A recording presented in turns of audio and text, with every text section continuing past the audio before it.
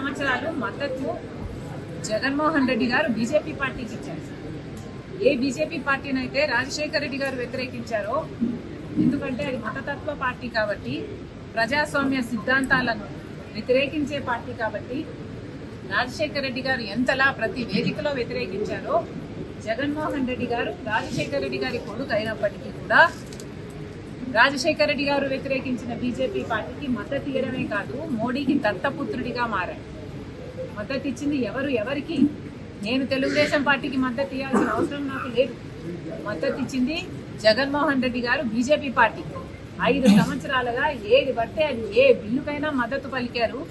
అధికారంలోకి వచ్చింది జగన్మోహన్ రెడ్డి గారు ఏ మాట చెప్పి మెడలు వంచి ప్రత్యేక హోదా తీసుకొస్తామని చెప్పిన జగన్మోహన్ రెడ్డి గారు అధికారంలోకి వచ్చిన తర్వాత అదే బీజేపీ పార్టీకి, మోడీకి దత్తపుత్రుడిగా మారారు. ప్రతి బిల్లుకు మద్దతు ఇచ్చారు. అదానికి కావాల్సింది అదానికి ఇచ్చారు, అంబానీకి ఏది కావాలంటే అది ఇచ్చారు. ప్రతి విధానంలో బీజేపీ పార్టీకి కొమ్ము కాసింది జగన్మోహన్ రెడ్డి గారు.